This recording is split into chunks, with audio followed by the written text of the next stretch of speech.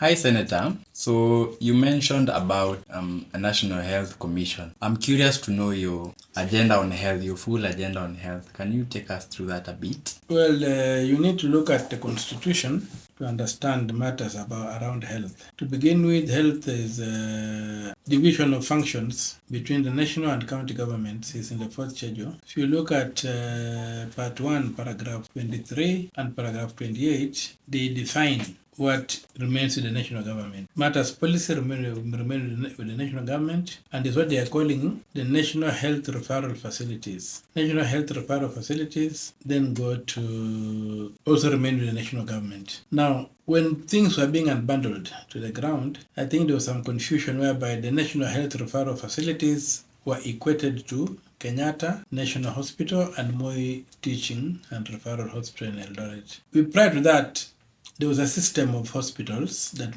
were called the National Health Referral Facilities. Why referral? Referral is because people are supposed to stay in their communities and not to fall sick. Once you fall sick and you need medical attention, then you are referred from the community into this system for clinical care. Now, clinical care began from the clinic on the ground and went up to through the various levels up to level 6, where the apex hospitals sat, or centers of excellence, like Kenyatta and Moi were centers of excellence. But also, not all centers of excellence are level 6 hospitals. You'll find, like, for mental health, you've got Mathare National Hospital, is a level 4. You get for skin disease, you've got Alupe Hospital in Busia, is level 4. And for spinal cord injury, you have that Spinal Cord Injury Center in Hurlingham, is a level 4 hospital.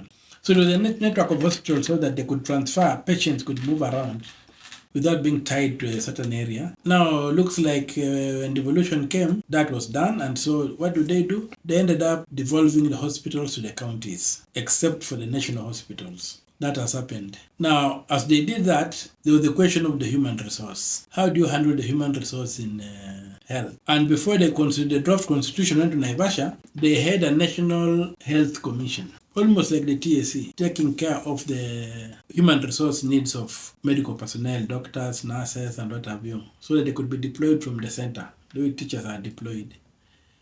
But we got to a point whereby, in Naivasha again, they removed the commission, saying it could be established by parliament. They did not say it was unnecessary. They just said that there are too many commissions in the constitution. So this other commission, the National Health Service Commission or National Health Commission, could be established by an act of parliament. And for me, where I sit, I think that thing is necessary to be able to take charge of the needs of doctors.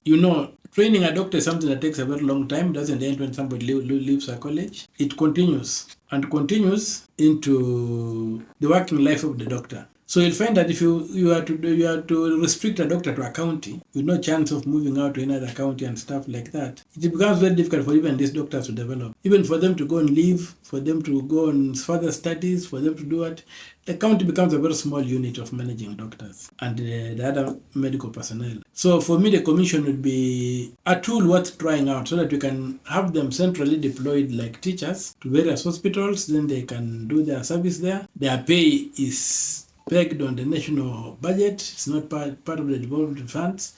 They don't have to go on the streets to look for pay. They don't have to do whatever. And alongside that, we also need to have a way of handling these people who offer strategic services so that they don't have to go on strike when they've got a labor dispute. There should be a mechanism for doing it.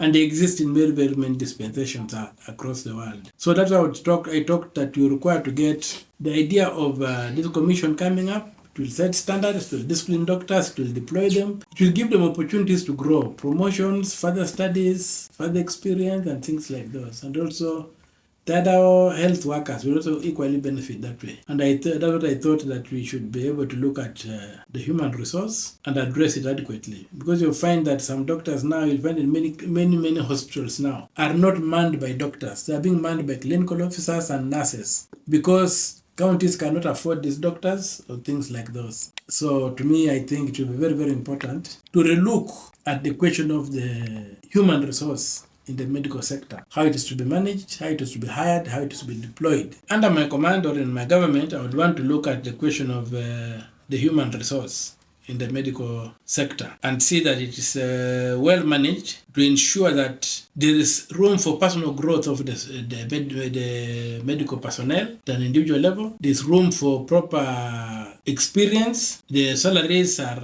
adequate and are not delayed and they are paid centrally, and the deployment is central so that a doctor can be deployed from Moyale to Turkana. He goes to Mombasa, he comes to Bondo, he goes to wherever, and that way he gains experience as or she gains experience as they moved around. They can go on leave, study leave, because the pool is big and they can cover up for each other. So, and other than just committing these people to counties where even getting promotions will be a problem, maybe going for further studies will be a problem. Salaries are a challenge. Counties get their money late. All these things are there. So it would need a proper relook at the question of whether you want also to devolve the human resource, or you want to retain them at the center as a responsibility that the national government should then provide to the counties and ensure that the doctors are adequately paid, they're well trained, and they